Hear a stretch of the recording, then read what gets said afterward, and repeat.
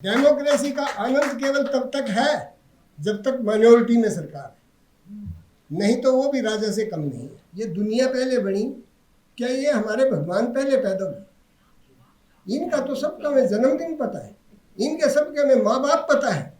ये हमारे से और आपसे फालतू कोई नहीं है, ये हमारे जैसी है। लेकिन हम बहकावे में आ गए कि ये पता नहीं कहाँ से भाई भगवान कैसे। अब थोड़े दिनों में मैं कहता हूँ, मेरी सोच है, मेरे को इस बात का पूरा डर है कि आने वाले समय में आसाराम जो इतने केस भुगत रहा, बहुत लोग उसको भगवान मानते रहेंगे, राम रहीम को मानते रहेंगे।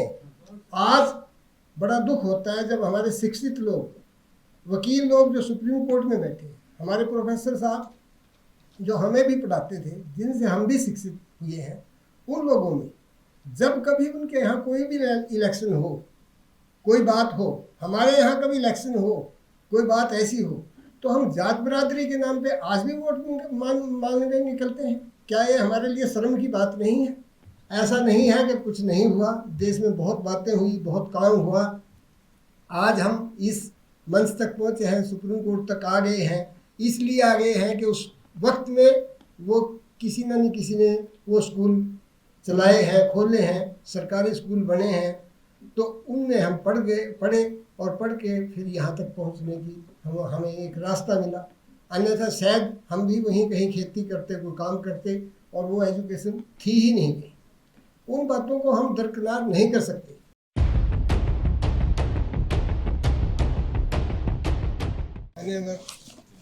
अतिथिगण स्टेज पर उपस्थित अतिथिगण और मेरे प्यारे साथियों, आज ये बहुत अच्छा एक प्रोग्राम था और इस तरह के प्रोग्राम की आवश्यकता बहुत है।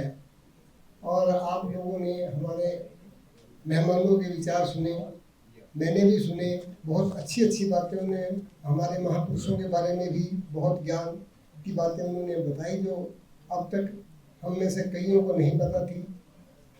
और इसलिए हमारे ज्ञान में कुछ ना कुछ वृद्धि उन बातों की हुई है।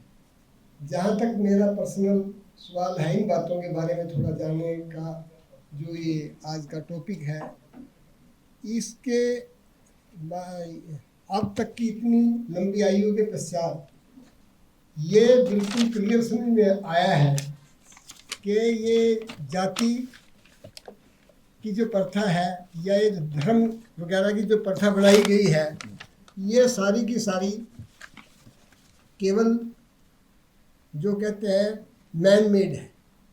ये कहीं से बन के नहीं आई, ये हमने अपने स्वार्थ के लिए, अपने निजी प्रलोभन के लिए कहीं ना कहीं किसी न किसी समय पे तैयार की थी, और किसी न किसी वर्ग ने तैयार की थी, और किसी न किसी दूसरे वर्ग को के ऊपर शासन करने के लिए, दूसरे वर्ग को के अधिकारों को छीनने के लिए और अपने वर्ग को अपने आप को बढ़ावा देने के लिए ये चीज़ें तैयार की गई थी।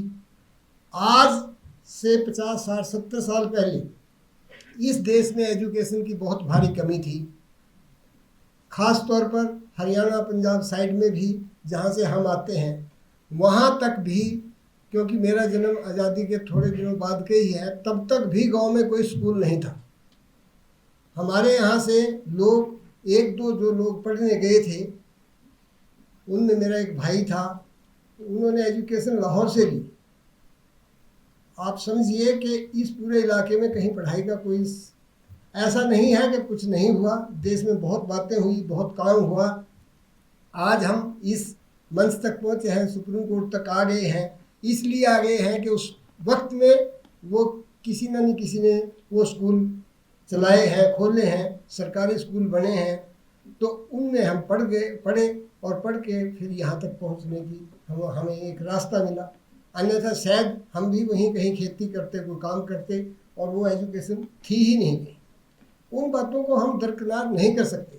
लेकिन इस लंबे अरसे में जिस चीज़ को हमने ख़त्म करना था, जिसको समाप्त करना था, जो ज़रूरी था, उसकी तरफ हमें कदम नहीं बढ़ा करके ये सारा समाज उसमें लिप्त हो गया।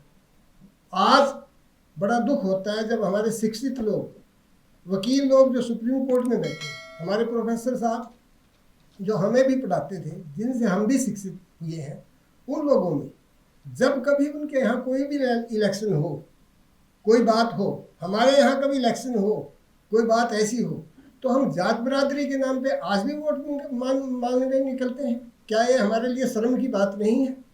यहाँ खड़े हो करके ये कह देना बहुत आसान है, अच्छा लगता है कि जाति प्रथा खराब है, धार्मिक प्रथा भी ठीक नहीं है, लेकिन कभी कभार अपने मन में भी रखो, जब आपके स्वार्थ की बात आए तब भी उसका कहीं ना कहीं उपयोग करो, और जो गुण की बातें हैं, जो अच्छी बात है, जिसको हम ठीक समझते हैं, उसको कहीं वहाँ भी लागू करने की कोशिश करो, तब ही समाज में कोई सुधार हो पाएगा।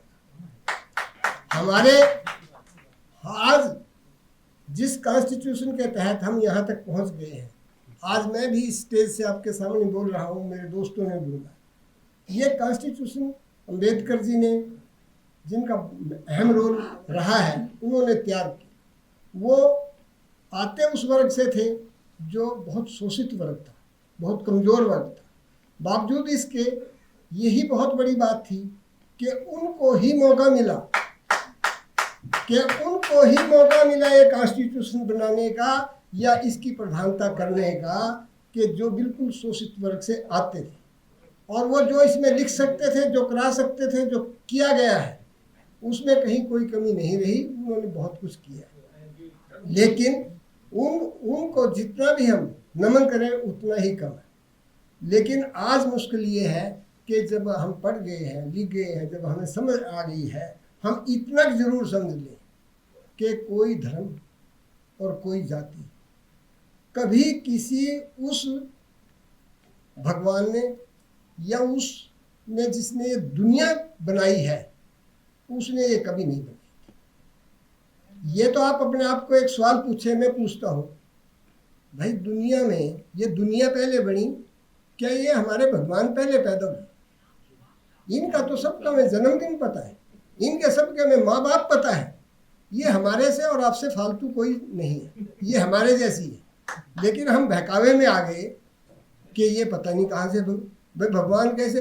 अब थोड़े दिनों में मैं कहता हूँ, मेरी सोच है, मेरे को इस बात का पूरा डर है कि आने वाले समय में आसाराम जो इतने केस भुगत रहा, बहुत लोग उसको भगवान मानते रहेंगे, राम रहीम को मानते रहेंगे। और इस तरह कितने राम रहीम हैं जिनको लोग मानते रहेंगे। आज कम से कम आप तो यहाँ तक पढ़ के आ चुके हो, अब आप तो कम से कम इतना तो आप एक इरादा बनाएं, इतना तो एक संकल्प लें कि कम से कम हम इन बातों में नहीं आएंगे। इन बातों की ये बातें हमारे लेवल की रहे, फिर हम किस लिए पढ़े थे? हम वही खेती करके वहीं मरमरा जाते। मरना तो अब भी है ना, आप कोई यहीं बचेंगे क्या? अब भी तो जाना है, वहीं से चले जाते। यहाँ तक आए हैं तो कम से कम इतना तो समझ लें कि जो गलतियाँ उस वक्त होती रही किसी वजह से, उन गलतियों से, ऐसा नहीं है समाज ने गलतियाँ दूर नहीं की। गलतियाँ, स्लेवरी सिस्टम था, आखिरकार ख़त्म हुआ, कहने को सही ख़त्म हुआ। सती प्रथा थी, बहुत बुरा सिस्टम था, आखिरकार ख़त्म हुआ है। लेकिन उससे बहुत ज़्यादा चीज़ें और करने की ज़रूरत है, आवश्यकता है, होनी चाहिए। और वो तब ही संभव है जब हम जो अपने आप को शिक्षित समझते हैं, जो शिक्षित समझते, कोई धर्म था, कोई जाति थी ना, जब जाएंगे उसके बाद कोई धर्म होगा, कोई जाति होगी। ये केवल मुश्किल से 100 साल का समय है। ये जिस ट्रेन में, जिस रेल में आप बैठे हो, कोई ना कोई स्टेशन आएगा जिस पे आपने उतरना है। उतरने से पहले इतना तो करके जाओ कि लोगों को आपकी यहाँ आने की उपस्थिति कभी न कभी महसूस हो, और वो लोग ये उनमें कोई सुधार हो। तो मेरी ये बहुत प्रबल इच्छा है कि ये सब लोग अपने आप को एक परिवार का हिस्सा माने, एक परिवार बने, बजाय किसी को दबाने के लिए या किसी को उछालने के लिए या किसी को गाली गलौज करने की बजाय आप उन लोगों को प्यार से रखने की कोशिश करो, उन लोगों को सहयोग करने की कोशिश करो। अब थोड़ी सी बात हमारी न्याय की है न्याय प्रक्रिया में समय बहुत कम है। ये बहुत मुश्किल है कि वो सारा न्याय जो हम उम्मीद रखते हैं हो जाए। ये बहुत मुश्किल काम है, लेकिन फिर भी एक समझ लीजिए, मेरा मानना ये है कि डेमोक्रेसी से बढ़िया कोई सरकार नहीं होती, लेकिन डेमोक्रेसी अगर थम्पिंग मेजॉरिटी की डेमोक्रेसी होगी तो वो कभी डेमोक्रेसी रह नहीं सकती। डेमोक्रेसी का आनंद केवल तब तक है जब तक माइनॉरिटी में सरकार है, नहीं तो वो भी राजा से कम नहीं है। और इसी प्रकार से हमारा ये जो जुडिशियल सिस्टम है, जुडिशियल सिस्टम की भी कुछ लिमिटेशंस हैं, पर एक बात बहुत ज़रूरी है, डेमोक्रेसी को अगर रखना है तो जुडिशरी को तो अच्छा रखना ही पड़ेगा। जुडिशरी ठीक होगी तभी डेमोक्रेसी को ठीक चलेगी। इसके विश्वास पे हमारा ये काम चल पाएगा। इन्हीं शब्दों के साथ मैं आपका बहुत बहुत बहुत धन्यवाद करता हूँ। आप लोग इस वक्त तक यहाँ आए हैं और सब ने इतना अपना कीमती समय निकाला है। यहाँ सुप्रीम कोर्ट में लोगों को कल के लिए भी काम करना है, जाना होता है। तो इन सब शब्दों के साथ सबका बहुत बहुत बहुत धन्यवाद।